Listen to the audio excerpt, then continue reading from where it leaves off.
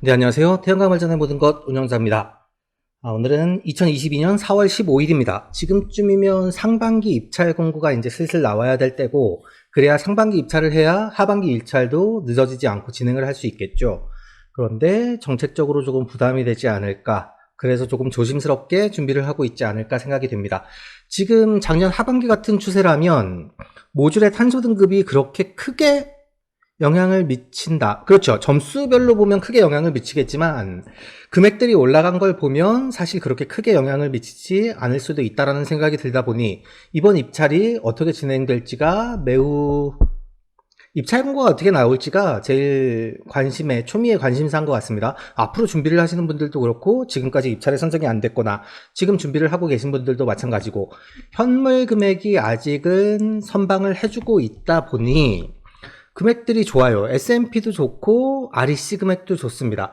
4월 지금 둘째 주에 53,000원, 54,100원을 100원의 현물 거래가 되고 있고 S&P도 육지가 202원, 제주가 230원대를 기록을 하고 있습니다. 정책의 변화기에 가장 민감하게 봐야 되는 것들이 이런 것들이다 보니까 이 S&P 추세가 얼마나 유지될지 아니면 REC 현물 금액들이 얼마나 유지될지가 지금 시장에서 제일 관심사고 그것들에 따라서 우리 발전 사업자들의 수익성은 너무나도 많이 달라질 수가 있는 거겠죠. 그래서 시장을 조금 유념히 관찰해야 하고 정책이 어떻게 변하는지를 조금 지켜봐야 한다. 그리고 상반기 입찰에는 그래도 조금 더 안정적으로 갈 수 있는 방안들이다 보니 입찰을 준비하시는 분들은 상반기 입찰 공고가 기다려지는 시기인 것 같습니다. 지금 대구에서 그린에너지 엑스포를 진행을 하고 있고 조금 지나면 광주에서 김대중 컨벤션 센터에서 또 엑스포를 진행을 하죠. 제가 2015년까지는 전시회를 열심히 뛰어다녔던 것 같습니다. 어디에서 전시회를 한다, 엑스포에서, 킨텍스에서 전시회를 한다 하고 가면 엄청나게 많이 다녔었는데 한 10년 이상 다니다 보니까 요즘에는 굳이 꼭 가야 하는 일들이 있으면 굳이 가지 않아도 된다라는 생각을 가지고 있는 것 같습니다. 왜냐하면 엑스포에 가서 신기술들을 많이 보고 일본에서 진행하는 엑스포도 가봤었고 여러 군데를 다니면서 내가 몰랐던 기술들을 배우고 신기술들을 익히고 그것들에 대한 시장성을 바라보고 이런 것들이 엑스포를 다니면서 봐야 되는 관전 포인트인데 사실 국내에서 진행하는 엑스포가 너무 기업들 광고 홍보하는데 우리의 소중한 시간들을 쪼개서 가야 된다라는 생각이 어느 날 들더라고요. 왜냐하면 신기술들을 익히고 그것들에 대한 미래를 바라보는 게 아니라 ESS가 한동안 또 엄청 나왔지 않습니까? 사기당하러 가는 건가? 한때는 또 소형 풍력 발전기가 엄청 많이 나왔었습니다. 그런 것들이 지금까지 시장 확보를 못하고 있다 보니 또 한동안은 방막형 태양광 제품들이 엄청나게 나왔었죠. 이런 것들에 대해서 검증되진 않았지만 판매를 하기 위한 영업과 홍보의 손을 올리지 말라고 하셨는데 영업과 홍보의 목적으로 이용이 되는 것 같다라는 생각이 들은 순간부터는 그 다음에 내가 이걸 시간을 내서 여기까지 갈 필요가 있나라는 생각들을 너무 많이 했던 것 같아요. 일본에 전시회를 갔을 땐 국내에 있지 않은 기술들, 스파이럴이 나오기 전에 스파이럴을 한다든가 스파이럴 타입을 지금처럼 스크류 타입이 아니라 여러 가지 핀을 여러 방향으로 격자로 꼽는 방식도 있고 다양한 방식들이 있었습니다. 그런 새로운 것들을 바라보러 갔던 거지만 국내에 전시회가 있는데 더 많은 업체들을 관찰을 하고 더 많은 기술들을 경험해 본다는 건 좋겠지만 굳이 시간을 내서 여기를 가야 된다는 생각이 안 들다 보니 그래서 가지 마시란 얘기가 아니라 전시회에서 조금 더 책임감을 가지고 조금 더 얻을 수 있는 정보가 다양해지고 옥석을 골라낼 수 있는 과정들이 있기를 바란다라는 생각이 너무 많이 듭니다. 전시회에서 부스 열어놓고 사기치는 사람들도 봤죠. 그러다 보니까 전시회에 대한 신뢰성이 저한테는 좀 많이 떨어졌던 것 같아요. 굳이 꼭 가야 하나? 남들이 영업을 하는데 내가 귀한 시간 쪽에서 내 돈을 들여서 거기까지 가야 되나? 라는 생각들을 한 게 요 근래였던 것 같습니다. 그래서 굳이 안 찾아가게 됐는데 양질의 정보들이 조금 더 많고 누구나 가서 많은 것들을 배울 수 있는 전시회가 된다면 사실은 더 많이 참여를 하지 않을까요? 그래서 지금은 좀 전시회를 한다를 때마다 조금 아쉬움이 있고 코로나가 끝나가는 시점이다 보니까 더 많이 관심 갖고 사람들이 더 많이 찾아줘서 더 성행하는 전시회가 돼야 되겠지만 그 속에서 사기를 당하거나 그 속에서 잘못된 정보들을 얻어오는 일은 없도록 하는 게 조금 좋지 않을까라는 생각이 듭니다. 오늘 주로 얘기를 드릴 부분이 발전 차액 지원제도 전환 설비에 관한 이야기입니다. 2015년, 16년에 발전소를 건설을 하셔서 FIT, 발전 차액 지원 제도로 적용이 되셨던 사업주분들이 지금 기간이 끝나는 시점에 도래했습니다. 그러다 보니 발전 차액이 완료되는 시점에 전환 설비로 들어가거나 아니면 리파워링을 하는 계획들을 많이 가지고 있죠. 왜 리파워링을 많이 하냐 하면 그때 당시는 더 넓은 면적이었으니까요. 그 부분에 대해서 오늘 간단하게 설명을 하려고 하고 아래쪽에 관련된 법령은 링크를 영상 하단 쪽에 주소로 남겨놓을 겁니다. 들어가서 한번 봐주시면 좋을 것 같고요. 관련 법령에 대해서도 보면서 간단하게 말씀을 드리겠지만 일단 제가 PPT로 설명을 하면서 조금 보기 편하게 이야기를 하면서 얘기를 해보는 건 어떨까 싶습니다.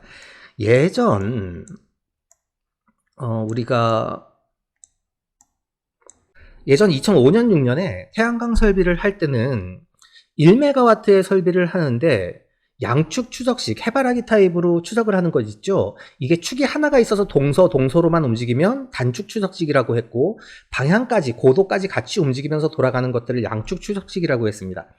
양축 추적식으로 고도까지 바뀌는 설비를 할 때 보편적으로 1200에서 12,000에서 14,000평 1메가와트 발전소를 한다면요.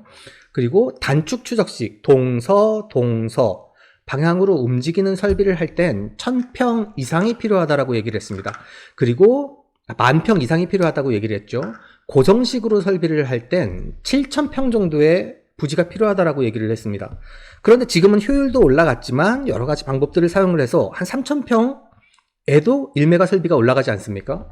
그러다 보니 예전에 FIT로 설비를 했던 양축 추적식 시스템이라든가 FIT 때 당시에 설비를 냈던 부지가 이때 당시에 이게 1메가였는데 지금은 이걸 한 군데로 몰아서 고정식으로 설비를 시스템을 리뉴얼을 하게 되면 요만한 면적이면 1메가가 다 들어가는 겁니다. 그러다 보니 사람들이 어차피 발전차액 지원제도가 끝났다 보니 이거를 1메가를 이렇게 한쪽으로 몰고 나머지 부지를 이렇게 활용하는 방안이 어떻겠냐라는 계획들을 가지고 있는 게 리파워링 사업입니다. 새롭게 사업을 진행을 한다는 거죠. 그때 당시에 모듈을 그대로 사용을 하면서 1메가를 한쪽으로 몰아놓는 게 지금보다 효율이 그때 당시는 모듈이 뭐 180W, 170W 이런 게 주력이었으니까요. 그러다 보니 면적이 이만큼 필요하는데 지금 1메가를 하는데 요만큼이면 돼요. 그럼 1메가짜리가 4개가 더 나온다라고 생각을 할 수 있겠죠. 계산적으로 하는 게 아니라 이해를 쉽게 하기 위해서 말씀을 드리는 겁니다. 그렇다 보니 1메가는 그럼 모듈을 바꾸면 어떠냐, 바꾸지 않으면 어떠냐, 구조물만 그냥 고정식으로 해서 한쪽으로 밀어놓는 방안은 어떠냐. 그럼 1메가짜리 발전소를 리파워링을 하면 5메가가 나올 수 있거나 4메가가 나올 수 있는데 우리는 굳이 꼭 해야 되는 게 아니냐라는 생각을 가졌던 게 리파워링 사업을 시작하는 계기가 됐죠. 그런데 발전 차액 지원 사업이라는 게 뭡니까? 발전 차액, 기존에 투자했던 투자비가 너무 높다 보니까 그 비용을 온전히 보전해주기 위해서 민간의 투자를 유도를 하는데 민간의 투자자들이 적정 수준의 이익을 보장받기 위해서 정책적으로 보조해주는 게 발전 차액 지원 사업이었습니다. 그런데 이 사람들이 15년 동안 발전 차액을 보전을 받아서 투자비와 적정 수준의 이익 창출이 끝났다라고 보는 겁니다. 이 부지 내에는. 그런데 또다시 여기에 추가적인 정책 지원을 해줄 필요가 있느냐 없느냐를 논쟁으로 가져갔던 거죠. 발전소를 당연히 하고 계시는 분들은 우리 FIT 기간 끝났으니까 당연히 REC 줘야지 라고 얘기를 하시는 분들도 있어요. 그런데 기존에 투자가 되어 있던 부분에 적정 수준의 이익을 가져가는 거다 보니까 그 이외에 추가적인 2중, 3중적인 지원을 할 필요가 없었다라는 얘기입니다. 그런데 국토의 효율적인 이용을 하고 수요를 창출하기 위해서는 기존 사업자들이 이걸 놀리는 게 아니라 또다시 리파워링을 하거나 리뉴얼을 해서 수익을 창출할 수 있는 방안, 또다시 추가적인 투자를 유도할 수 있는 방안을 고민을 했던 거죠. 그래서 발전 차액 지원 제도에 대한 전환 설비라는 법령이 개정이 됐던 겁니다. 이건 뭐냐 하면 1메가와트의 발전소를 요만큼의 면적이면 1메가가 들어가요. 그러면 좋다. 이 1메가가 남아있는 1메가를 전부 다 이거에 대해서 REC 가중치를 준다든가 공급인증서를 발급하는 건 안 되다 보니까 이 설비에 수요를 창출해야 되겠죠. 무언가 생산 유발을 해야 되니까 이만큼 용량의 모듈과 인버터, 주기기라고 표현을 했습니다. 모듈과 인버터를 변경을 하면 가중치를 0.8을 줄게. 0.8이라는 건 1일 때 기준의 0.8이고 마이너스 0.2에 해당하는 가중치를 주겠다는 겁니다. 그러면 S&P 제외하고도 0.8의 가중치를 받는 공급인증서가 발행이 되다 보니까 그렇게라도 설비 투자를 유도를 하고 그렇게 시스템을 운영할 수 있도록 해주자는 게 발전 차액 지원제도 전환 설비 규정입니다. 그런데 여기서 문제가 발생을 해요. 발전 차액 지원 제도의 전환 설비로 들어가기 위해선 모듈과 인버터를 변경을 해야 된다. 당연히 모듈을 변경을 하게 되면 타공 설비가 안 맞다 보니까 구멍이 안 맞다 보니까 시스템에 대한 구조물도 되게 많은 부분을 변경을 해야 되거든요. 그러면 재투자가 많이 들어가는데 이거를 시공업체가 아니라 발전 사업자가 해야 될 이유가 있느냐를 한번 따져봐야 되는 거죠. 그거는 발전 사업자가 또다시 투자를 해서 그만한 이익이 난다면 당연히 해봐야 되겠지만 투자 대비 이익이 나오지 않으면 할 필요가 없었던 겁니다. 또 한 가지, 이 부지의 기존 집원은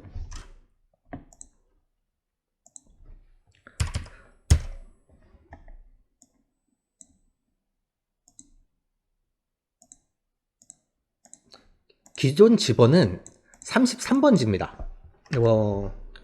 뭐라고 할까요? 주현동 33번지입니다. 이 필지의 집원은.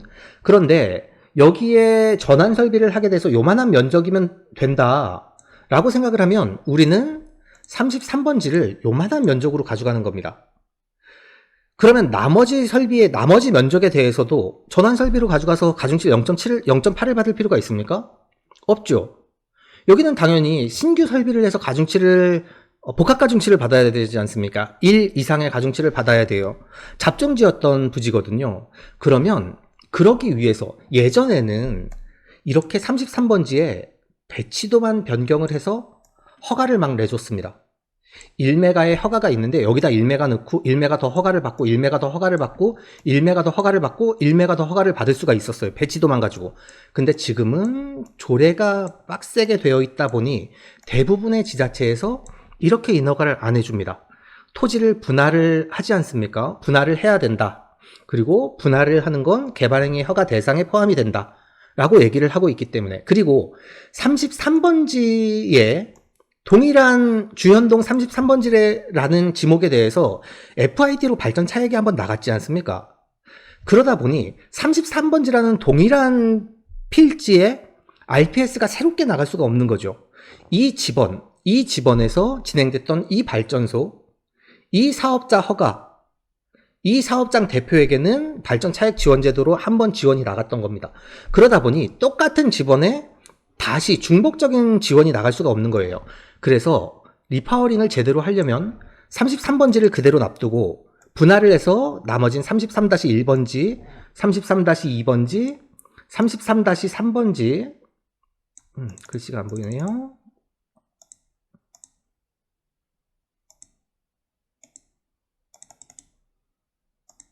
33-3번지, 34-3-4번지라고 집원을 분할을 해야 새로운 태양광을 할 수가 있는 겁니다. 새로운 허가를 받을 수 있는 거죠. 33-1번지에 주연 164호 태양광 발전소 허가를 받고 33-2번지에 주연 165호 태양광 허가를 받는 겁니다.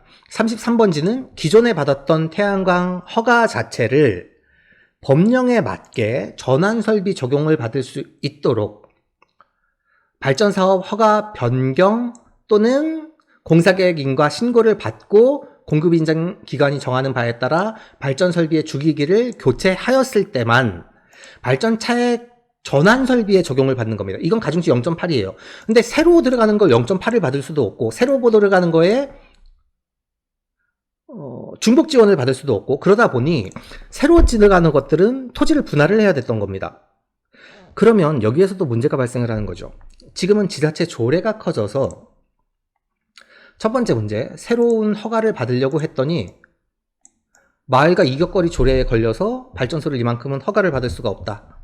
개발행위를 진행할 수가 없다. 지자체 조례 때문에 허가를 내줄 수 없다라는 문제가 생기는 겁니다. 민가에 있어서. 그래서 포기를 하는 것들이 너무 많아졌고, 두 번째, 진행을 하려고 보니 개통이 없어요, 이 지역에. 그래서 요거를 분할을 하고 신규 발전소들을 들어가야 되는데 개통을 확보를 하지 못했다. 이런 여러 가지 문제들이 발생을 했던 겁니다. 그래서 리파워링을 되게 쉽게 생각하고, 우리가 발전소 3메가 있던 자리에 10메가가 들어가, 그러고 막 시작을 하는 거예요. 이런 인허가적인 계획을 잡지를 않고. 그러다 보니 문제가 생기는 것들이 너무 많았다. 당연히 개발행위도 따져봐야 하고, 조례도 따져봐야 하고, 한전 개통도 따져봐야 하고, 개발행위 조건이 그동안 바뀐 것들이 없는 건지도 따져봐야 했던 거죠. 그런데 그런 게 없이 리파워링이 그냥 면적만 놓고, 야, 면적이 이거 100km 하나 있던 거 리뉴얼을 하면 우리가 한 4, 5개가 들어가, 그럼 하자라는 계획으로 가져 들어가면 안 되는 거죠. 당연히 어떻게 허가를 받을 것인가, 어떤 법령에 적용을 받을 것인가, 그러기 위해서 어떻게 진행을 해야 되는지를 따져봐야 됐던 겁니다. 그런데 그렇지 않고 리파워링을 무턱대고 하겠다는 업체와 하겠다는 시공업체들이 있다면 이런 부분을 한번 생각을 해봐야 한다라는 게 지금의 입장인 거고, 또 한 가지는 전환설비, 발전차액 지원제도의 전환설비로 적용을 받아서 가중치를 0.8, 그러니까 0.2를 덜 받게 되는 거죠. 덜 받게 적용을 받아야 하는데 과연 그래야 할 만한 가치가 있느냐를 따져봐야 되는 겁니다. 전에 이 법령이 시작됐을 때, 이 법령이 발표됐을 때는 이게 되게 합리적인 이야기라고 생각이 될 수도 있었습니다. 2021년 6월 30일이었으니까요. S&P가 70원, 80원 했을 때입니다. 그렇기 때문에 S&P 70원, 80원 적용을 받고 REC에 대해서 또 한 70원, 80원을 적용을 받았던 거죠. 그러면 적용을 안 받는 것보다 그것까지 적용을 받아야 손익계산이 맞다라고 생각을 했던 겁니다. 그런데 지금은 아까 말씀드렸던 것처럼 S&P가 얼마입니까? S&P가 단기적이겠지만 S&P가 200원에 왔다 갔다 하고 있어요. 그러면 왜 전환설비를 들어가야 하지? 라는 생각이 들 수밖에 없죠. 이거를 모듈과 인버터를 바꿔서 가중치를 0.8을 받아서 공급인증서를 받아야 하느냐? 물론 지금처럼 REC 현물 금액이 5만원대에 왔다 갔다 한다면 오케이, 받아야 된다라고 생각을 할 수도 있습니다. 다만 손익은 따져봐야 하는 거죠. 모듈을, 기존에 쓰던 모듈과 인버터를 바꾸지 않고 운전을 하고 있다면 그 설비를 뜯어서 모듈을 그냥 한쪽으로 갖다 놔도 인버터만 개량을 하면 정상적인 발전량이 나오고 발전 출력이 나온다. 그럼 S&P를 200원을 받을 수 있는데 굳이 모듈과 인버터를 다 바꿔가면서 REC를 받아야 돼? 그것도 0.7밖에 안 되는데? 라는 계산을 한번 해봐야 되는 겁니다. 그래서 리파워링에 대해서 요즘에 제가 예전에 설비를 해놨던 것들이 많다 보니까 그 사업자님들한테 리파워링 문의가 들어와요.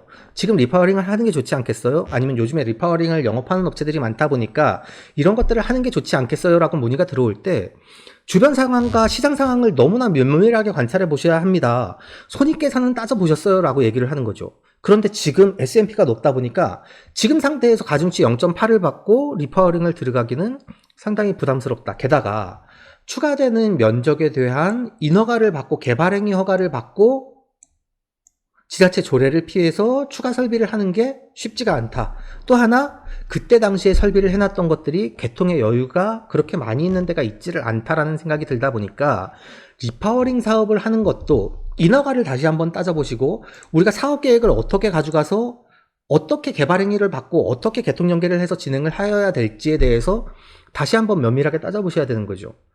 FIT 설비에 대해서 리파워링을 한다라고 문의를 하시는 많은 분들이 이렇게 얘기를 하십니다.